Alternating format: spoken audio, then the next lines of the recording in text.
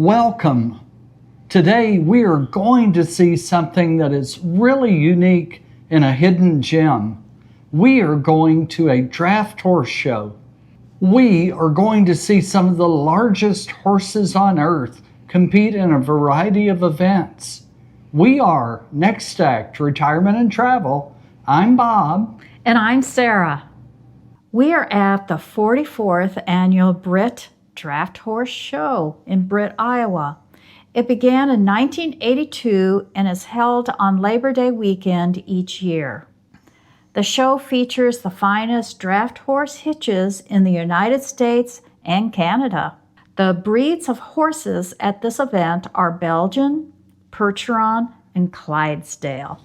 It is definitely worth the time to arrive at the show early so you can spend some time going through the horse barns and watching the owners and their crews preparing the horses for competition. These horses are Percherons. Percherons originated in France. Of all the heavy draft breeds, they are believed to have an infusion of Arab blood left behind by the defeat of the Moors in southern France. Percherons usually show colors of black and gray. This is a Belgian being prepared for competition. As you can tell by its name, Belgians originated in Belgium in the lowlands near the sea, where a larger horse was needed to work the heavier soils and to work at the docks. The Belgian breed was slow to gain footing in America until an exhibition at the St. Louis World's Fair in 1903.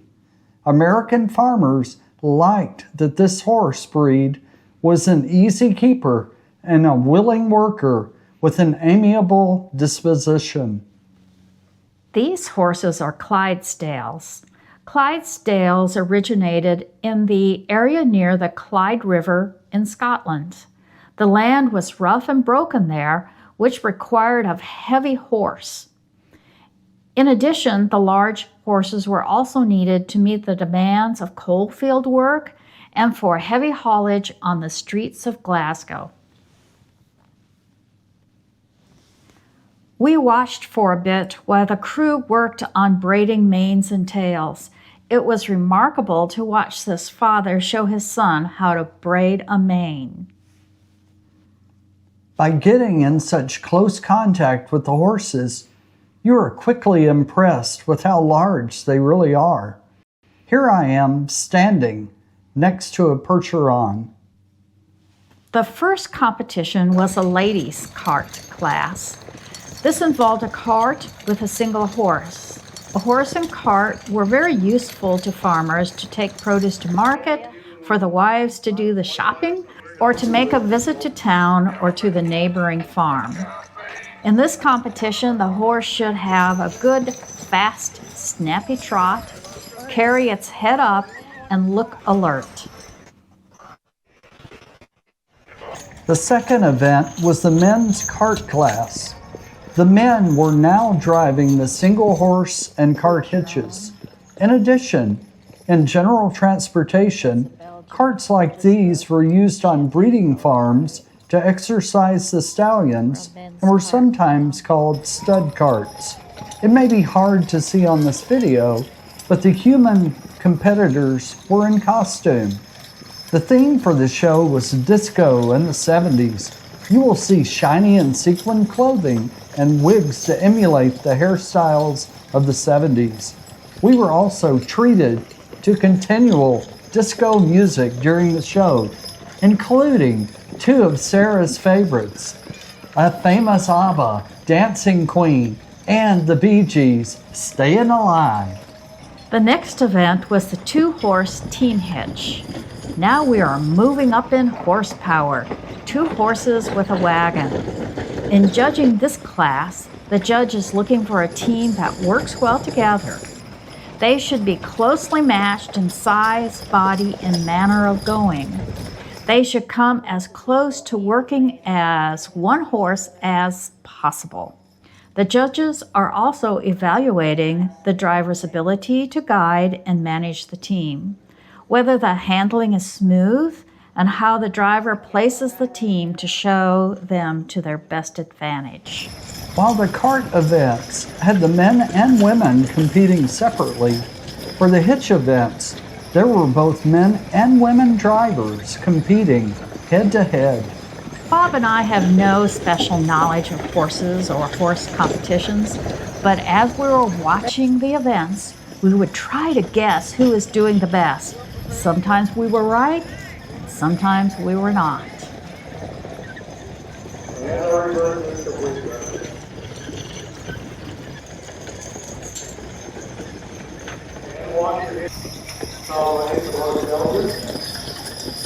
The next event was called the Unicorn Hitch.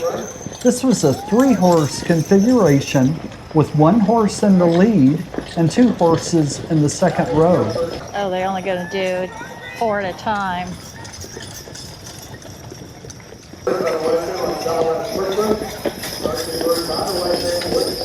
In the days of old, an extra horse was often added when the team couldn't quite pull a heavy load or would get stuck in the mud. Maybe 1 extra horse was all that would be needed to get out of a sticky situation. The advantage of having 1 horse in the lead is that all the power was being used to pull the wagon ahead instead of sideways pulling that could happen with the 2 horses having difficulty pulling. In this configuration, the lead horse must stay ahead of the team, but must not be pulling the whole load either. The event is judged by the look, conformity, and manner of the horses. In addition, the lead horse in particular should be stylish and well-mannered. The next event was the 4-horse hitch. With all of the events, you could feel the ground shake as the horses went by. But I'm telling you, there was some serious vibration when these large teams went by. The teams and horses were long enough that they started to run them in heats instead of all together. The Unicorn Hitch was run in 2 heats, and this 4-horse hitch was also run in 2 heats. I have the heats grouped together on this video, so you probably won't notice that so much. For the 4-horse hitch and the 6 hitch coming up, I want to point out the women drivers. Even if it is more a matter of skill and training, I can only imagine the arm and hand strength required to hold the reins and control these huge horses. I'm sure there's a lot of training for the horses and the driver that goes into all of this. 4-horse hitches were commonly used for pulling heavier loads. These large teams were often found pulling brewery wagons and dray wagons. The team closest to the wagon is called the wheel or pull team. They need to be outstanding pullers. The front team is called the lead team. The lead team must have the temperament of lead horses, but also might be a bit smaller and faster than the pull team because they have to travel a greater distance when the hitch is making a turn. The 6-horse hitch is the pinnacle and spectacular event of the show. There were 15 teams participating in this class, so they were run in 3 heats of 5 teams each. The power of these teams as they go by is breathtaking. Each of these horses weighs about 2,000 pounds, so that would be 12,000 pounds of horse going by with each 6-horse hitch. We will once again highlight any women drivers who are handling these teams. We talked about the 4-horse hitch having a pole team and a lead team. The middle team in the 6-horse hitch is called the swing team. The hitches are judged in part on the horses. How uniform are they? Are they working together? Are they all pulling? Are the horses well groomed? And is the equipment in good condition? The judge is also looking for horses that are controlled and obedient and able to move smoothly and maneuver in tight areas. The driver must maintain good control of all 4 horses and use reins and voice commands effectively. The driver should also have smooth rein handling and balanced spacing between the horse and the wagon. In each of these classes, the horse first came in at a trot. The line of horses then each had to reverse direction around the arena. The teams were then asked to have the horses slow to a walk and then go back to a trot. And in the end, they had to pull into a line in front of the judging area. During the judging inspection, the judge would ask each driver to have a team or single horse for the cart event walk backwards about 6 feet and forward again. The walking backward and forward allows judges to observe how the horses move, especially their joints, legs, and feet, to ensure they're not lame or stiff. Backing up a large draft horse team under control is not an easy task. It demonstrates whether the horses are well trained, responsive, and attentive to the driver's cues. The judge is also evaluating the driver's skill and how well they can handle their team, especially in tight or demanding maneuvers. The judge is also looking for good teamwork between the horses and effective communication from the driver. Last, the judge is looking for whether the horses move promptly with ease in a straight line. Crooked or hesitant movement would show a lack of training or driver control. Let's talk about the families and owners who participated in this event. They were from Iowa, Missouri, Minnesota, and Wisconsin, and even one of the competitors had an owner in Germany.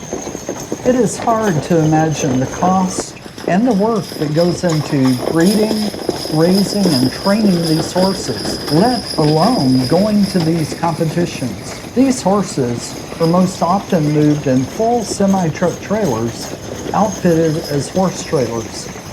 They also have to transport all of the carts, wagons, tack, and other equipment. Each competitor team probably has at least a dozen crew and family members traveling with them to help them manage and prepare for these events. We watched some of the grooming at the start of this video. Grooming and preparing these horses for the competition may take up to 3 or more hours. Let's not forget that they have to feed and water these giants. They have to have hay, oats, and any other type of special food or supplements that they give the horses. Plus, each horse might drink 5 to 10 gallons of water a day. At the end of the 6-horse hitch competition, they have all 15 teams come into the arena at one time. That makes 90 horses, 15 wagons, and 15 drivers, along with 15 assistants. Do the math. That's about 180,000 pounds of horse. In order to get all of the hitches into the arena, they have to be able to maneuver the hitches fairly close to each other. As we finish watching the hitches come into the arena, we would like to thank you for watching this video and hope that you have enjoyed it. If so, please give us a like and subscribe. Feel free to send your comments on the horses of the show. You can also hit the notifications to find out when our next video is available. We're having fun going places and making these videos to share with you. The winner of the 6-horse hitch was Blue Ribbon Days, with owners from Missouri, Iowa, and Germany. We'll let you watch the winners take their victory laps. These horses were very well matched, alert, with ears up, and smooth in their manner of going out. Thanks for joining us. We'll quit horsing around now. and just say goodbye. Or as some of our friends like to say, happy snails to you until we escargot.